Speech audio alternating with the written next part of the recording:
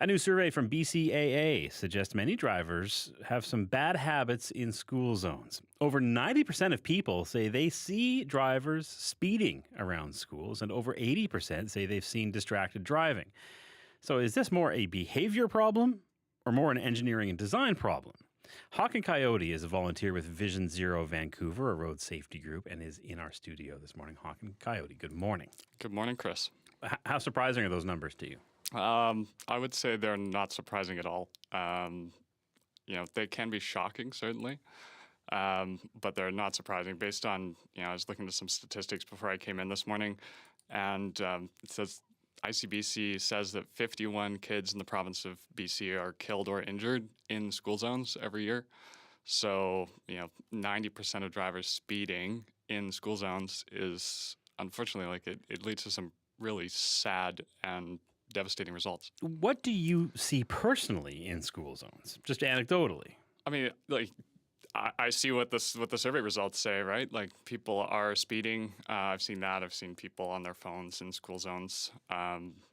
And there's a lot of reasons why those things are, but it's really important because speed is the number one killer on our roads. We know that. Right. Let's talk about that, because I'm not sure that people really, and I didn't really understand this until I sort of started looking at these studies and the injuries that happen at 50 kilometers an hour versus injuries that happen at 30 kilometers an hour. There's a huge difference in that 20 kilometers. Why is that? Can you just talk a bit more about that? I mean, we could get really technical about it, but basically, yes, at 50 kilometers an hour, 8 out of every 10 people who are hit by a car will die. At 30 kilometers, it's less than 1 out of every 10 people will die.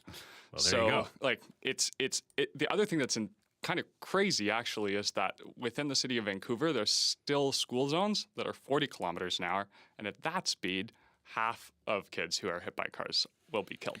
Okay, and so really important to get that speed down to 30 or lower. Absolutely, right? yes. What's the best way to do that? Right now, it's a sign. Yes, so there are two different really pillars here that we advocate for at Vision Zero. The first one is design changes to the roads themselves. So those are giving drivers the cues that they need to slow down, and that can be a whole factors of thing. If we make the road narrower, that'll make people drive slower. If we, add raised crosswalks, speed bumps, daylighting where you can see the kids who are there around when they're crossing the road, that's really, really important. And then there's a secondary thing which is also really important, and that is making sure that we have proper enforcement of the speed limits as they exist. And the best way to do that is through automated enforcement and speed cameras. Okay, let's dig into both of those. Design changes are permanent, usually, if you're putting a tree in the middle of a road and making a little chicane or something. Absolutely. Right? School zones aren't necessarily always permanent. In some parts of the province, for example, they're temporary. They're not there in the summertime. They're not there after 5 o'clock. Yep. Is it worth putting permanent design changes in for a problem that's temporary? Sometimes. I don't think the death of a child is ever temporary in someone's family. Though. But no, I do.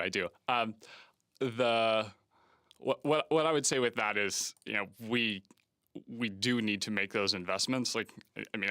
Being trite, but not it is an investment in our future, protecting our kids. And even if kids are just at school from 9 until 3:30, we still need to look after them during that period. And having kids play at school also, not just from 9 to 3:30, sure. Right? They can be there early, they can be there later. They are green spaces, they are community gathering spaces in our community, and kids are very often playing there. So kids are in those environments outside of that. So worth the investment for infrastructure. Absolutely, okay. Yes. On the enforcement side, how much enforcement happens now, and what changes would you like to see around enforcement? So right now, there's very little automated enforcement. It's August, so I would expect in 2 weeks we're going to see the first week back to school police enforcement blitz. But drivers, frankly, know that happens probably for the first couple of weeks, and then right. It's like the counterattack at Christmas time. Are busy. Everybody knows right. that's happening. We do this, and then we kind of forget about it, and drivers know that we forget about it. So the police aren't there every day. What we'd really like to see are speed cameras in school zones, because when drivers know they're going to get a ticket, they slow down. And it's really simple. You go 50 kilometers an hour in a 30 zone, and you got to pay $150. Interestingly, BCAA said the onus is not entirely on drivers. They say it's also important for pedestrians and cyclists to follow the rules of the road. And you do see like distracted walkers who are, glued to their phone and aren't paying attention to where they are. I mean, is that fair for BCAA to say that? I think they'll say that every year. I think the challenge is when you look at who is most at risk on the roads, and we look at evidence-based ways to reduce the fatalities on our roads. The reality is that drivers are most likely to cause serious injury or harm. So that's where we want to see the onus put, is on those people who are going to cause the most damage. Are there other places that do these things, that do this better in your view?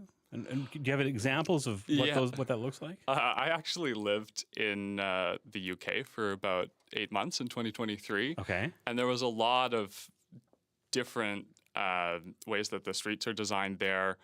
A lot of much narrower roads. And, I saw much better behavior from drivers in a lot of places.